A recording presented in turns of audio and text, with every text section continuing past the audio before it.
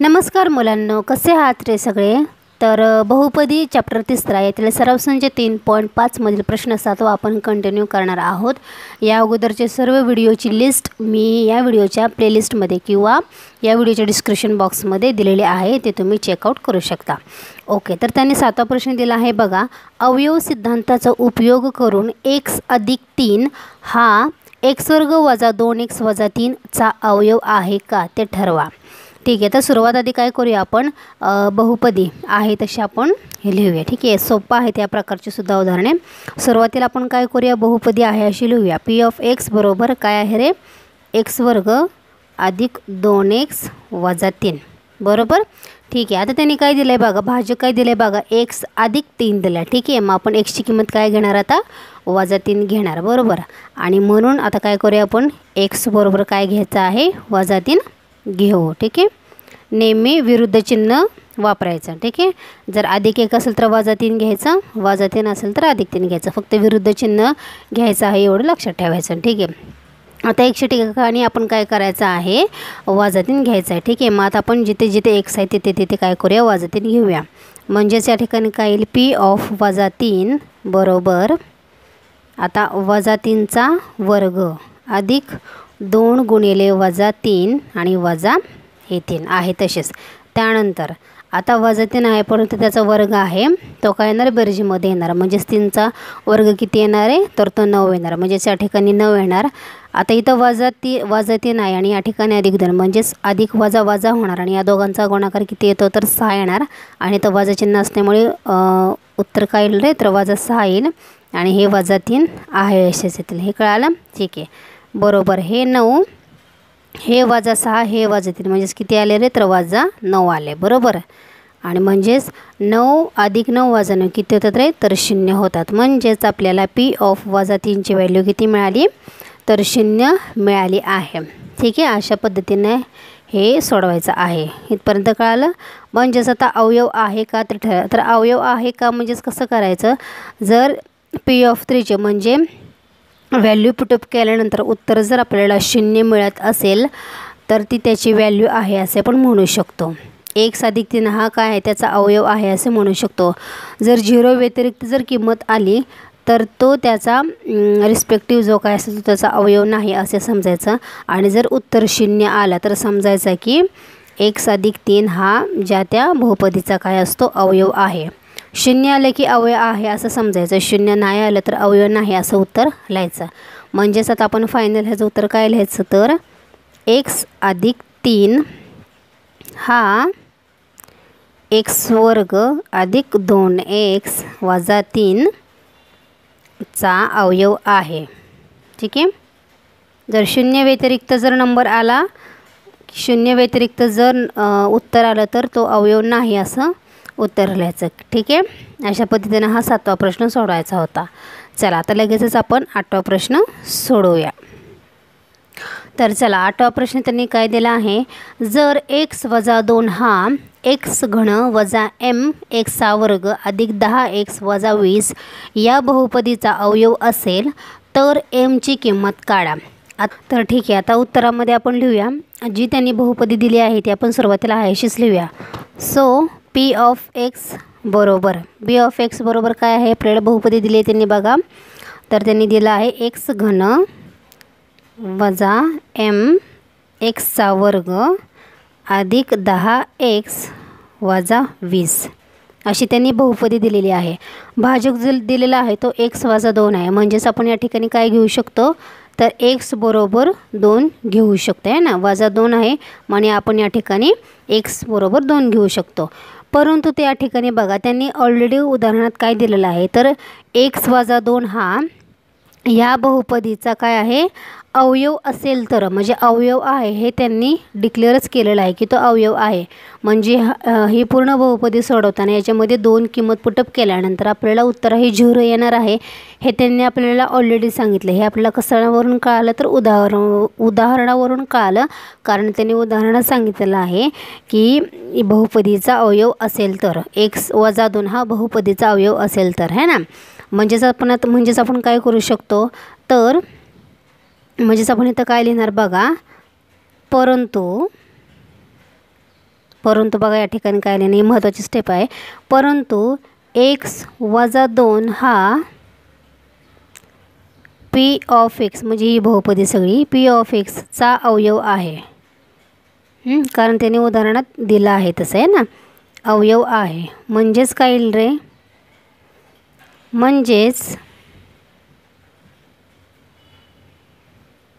म्हणजेच काय येईल तर बाकी जे आहे ती बाकी बरोबर काय येईल रे, तर p ऑफ 2 येणार. p ऑफ 2 म्हणजेच p ऑफ x, त्याची किंमत टाकल्यानंतर आपल्याला p ऑफ 2 मिळेल आणि म्हणजेच किती येईल तर 0 येईल है ना.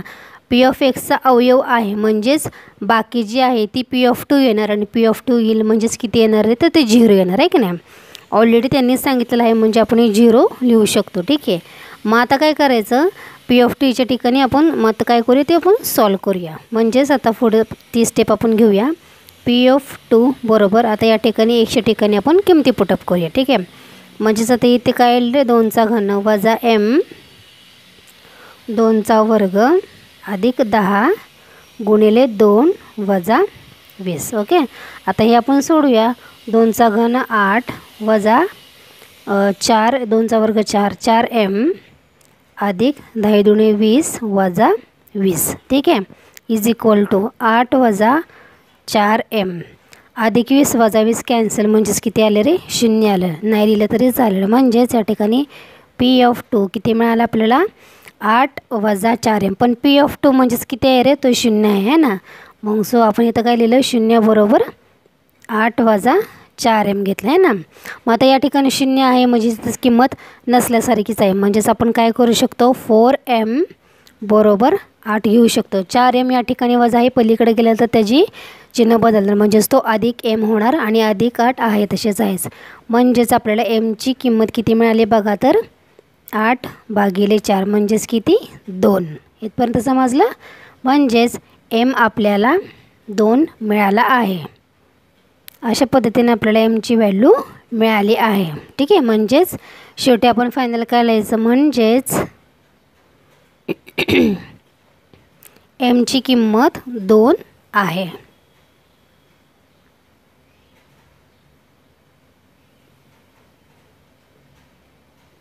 ठीक आहे. असं या पद्धतीने आपल्याला सोडवायचं आहे. फक्त या ठिकाणी ही जी स्टेप आहे ना, ही स्टेप महत्त्वाची आहे. परंतु त्यांनी काय दिलं आहे, आता ही जी बहुपदी आपण लिहिली आणि त्यांनी ऑलरेडी आपल्याला दिलं आहे की x वजा 2 हा या बहुपदीचा अवयव आहे म्हणून आपण काय करणार आहे, बाकी जी आहे ती is equal to p of 2 येणार. आणि p ऑफ 2 म्हणजेच काय, अवयव आहे ना त्याच्यामुळे उत्तर आपल्याला काय येणार आहे, ते 0च येणार आहे. ठीक आहे. आणि 0 असल्यामुळे मग नंतर काय करायचं, मग p ऑफ x मध्ये 2 ची व्हॅल्यू या ठिकाणी 2 याच्या ठिकाणी पुटअप करायचं आणि नंतर मग आपण काय करायचं, m ची व्हॅल्यू काढायची आहे. ठीक आहे. अशा पद्धतीने ह्या प्रकारचं उदाहरण आपल्याला सोडवायचं होतं. कळालं. ठीक आहे. आता आपण लगेचच प्रश्न क्रमांक 9 सोडवायला घेऊया.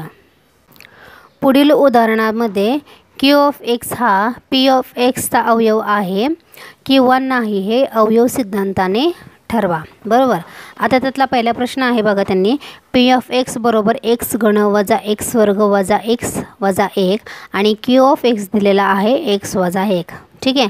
म्हणजेच थोडक्यात काय तर x वजा 1 हा या बहुपदीचा अवयव आहे की नाही हे ठरवायचं आहे. अवयव आहे की नाही म्हणजेच काय रे, तर उत्तर तुमचं 0 आलं तर तो अवयव आहे, 0 नाही आलं तर तो तुमचा अवयव नाही हे सिद्ध होणार. एवढंच फक्त या ठिकाणी करायचं आहे.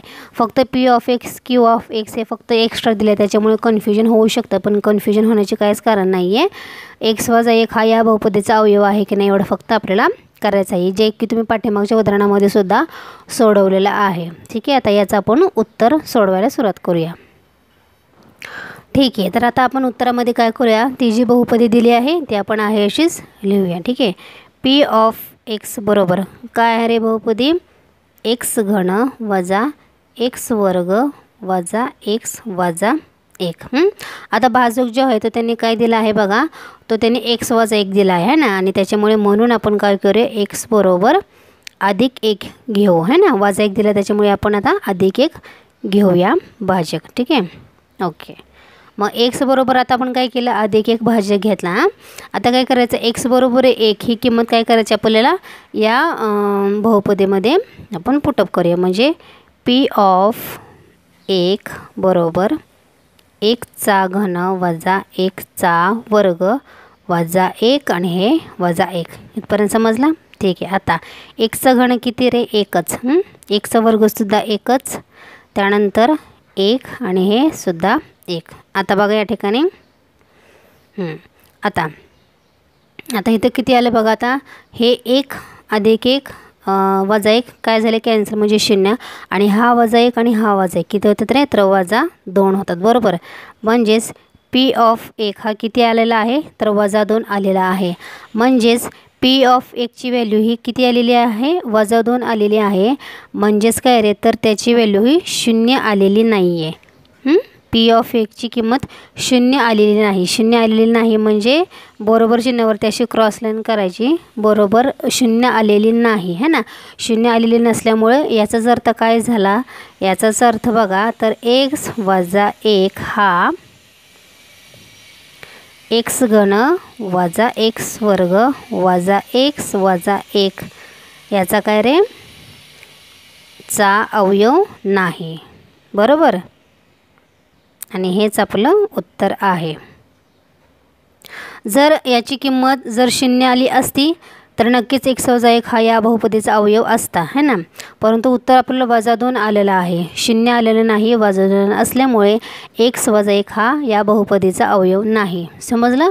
0 आलं असतं तर अवयव आला असता. 0 नाही आला म्हणून अवयव नाही. ओके. अशा पद्धतीने हा प्रश्न सोडवायचा होता. आता आपण लगेचच सेकंड प्रश्न बघूया काय आहे. दुसरा प्रश्न आहे बघा, पी ऑफ एक्स त्यांनी काय दिलं आहे? पी ऑफ एक्स बरोबर 2xचा घन वजा xचा दुसरा घात वजा 45 आणि क्यू ऑफ एक्स त्यांनी काय दिलं आहे बघा, म्हणजेच भाजक त्यांनी दिलेला आहे. काय दिलं आहे रे? त्यांनी x वजा 3 दिला आहे. ओके. ठीक आहे. मग आपण आता हे लगेच सोडूया. पी ऑफ एक्स त्यांनी काय दिलं आहे? म्हणजेच पी ऑफ एक्स दिला आहे बघा 2xचा घन वजा xचा वर्ग वजा 45. ओके. ठीक आहे. आता त्यांनी क्यू ऑफ एक्स दिला आहे x वजा 3. x वजा 3 आहे म्हणजेच आपण त्या ठिकाणी काय करणार आहे? x बरोबर 3 घेऊ. भाज्य काय घ्यायचे? x बरोबर 3 घेऊ. ओके. आता आपण याची किंमत काय करूया? या xची किंमत xच्या ठिकाणी आपण लिहूया. म्हणजेच xची जी 3 किंमत आहे ती या बहुपदीमध्ये पुटअप करूया. म्हणजेच पी ऑफ 3 बरोबर किती रे? 2 गुणिले 3चा घन, ब्रॅकेट टाका किंवा नाही टाकलं तरी चालेल, त्यानंतर वजा 3चा वर्ग वजा 45. ठीक आहे. इज इक्वल टू 2 गुणिले 3चा घन किती रे? 27. बरोबर ना. 3चा घन 27, त्याच्यानंतर 3चा वर्ग किती रे? 9 आणि हे वजा 45. ठीक आहे. आता 27 गुणिले 2 किती होतात रे? 27 दुणे 54. ठीक आहे. 27 दुणे 54 वजा हे 9 आणि हे वजा 45. ओके. आता हे 54 आहे तसेच वजा. आता वजा 45 आणि वजा 9 यांचे काय होणार? ॲडिशन होणार. चिन्ह मोठ्या संख्येचं लागणार. म्हणजेच वजा किती? 45 अधिक 9 किती होतात रे? तर 54 होतात. ओके. आता अधिक 54 वजा 54 कॅन्सल, म्हणजे 54 मधून 54 गेले राहिले किती रे? 0 राहतात. ओके. म्हणजेच या ठिकाणी पी ऑफ 3 किती आला आहे? तर 0 आला आहे. म्हणजेच किती रे? 0 आला आहे. म्हणजेच काय होणार आहे? उत्तर आपलं काय आहे? तर x वजा 3 हा 2xचा घन वजा xचा वर्ग वजा 45चा अवयव आहे असं आपण म्हणू शकतो. अवयव काय आहे रे? तर पी ऑफ 3ची व्हॅल्यू किती आलेली आहे? 0 आली आहे. आणि म्हणजेच x वजा 3 हा या बहुपदीचा अवयव आहे असे आपण म्हणू शकतो. कळालं? तर अशा पद्धतीने आपल्याला हा प्रश्न सोडवायचा होता. ओके. ठीक आहे. आता आपण लगेचच काय करूया? 10वा प्रश्न सोडवूया. तर काय दिलं बघा त्यांनी 10वा प्रश्न, x अधिक 1 ने xचा 31वा घात अधिक 31ला भागल्यास येणारे बाकी काढा. ठीक आहे. भाजक जो आहे तो x अधिक 1 आहे आणि बहुपदी ही दिलेली आहे. ठीक आहे. फक्त आता याने याला आपल्याला काय करायचं आहे? किती बाकी येते ते फक्त आपल्याला फाइंड आउट करायचं आहे. सोपं आहे उदाहरण. आता सुरुवातीला आपण पी ऑफ एक्स लिहूया. पी ऑफ एक्स किती आहे रे? तर xचा 31वा घात अधिक 31 आहे ना. आता या ठिकाणी भाजक जो आहे तो x अधिक 1 आहे आणि म्हणून आपण या ठिकाणी xची किंमत वजा 1 घेऊया. ठीक आहे. वरती अधिक 1 आहे, आपण भाजी घेताना एकची किंमत -1 घेऊया. ठीक आहे. मग आता याच्यामध्ये आपण -1 किंमत घेऊया, म्हणजेच p ऑफ -1 बरोबर. आता -1चा 31वा घात. करेक्ट. -1चा काय करायचं 31वा घात प्लस काय करायचं आपल्याला 31 करायचं आहे. ओके. आता इथं -1चा 31वा घात आहे ना, -1 आहे. -1चा किती पण घात असला तरी सुद्धा उत्तर काय येईल रे, तर ते -1च येणार आहे ना. आणि अधिक हे 31 आहे तसेच. 31 मधून 1 गेला किती राहिले रे, तर 30 राहिले. ठीक आहे.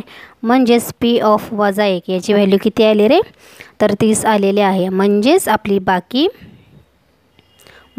बाकी किती आलेली आहे, तर ती 30 आलेली आहे. आणि आपल्याला एवढंच उत्तर काढायचं होतं. ठीक आहे.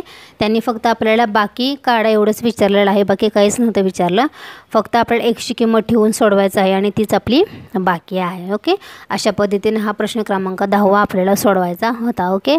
बाकीचे जे क्वेश्चन राहिलेले आहेत, क्वेश्चन क्रमांक 11 आणि 12, तो आपण नेक्स्ट व्हिडिओमध्ये कंटिन्यू करणार आहोत. ठीक आहे. या व्हिडिओबद्दल काही तुमच्या शंका असतील तर मला कमेंट करून नक्की सांगा. आणि व्हिडिओ आवडल्यास व्हिडिओला लाईक, शेअर आणि सबस्क्राईब करायला विसरू नका. Okay. Till then take care. Bye.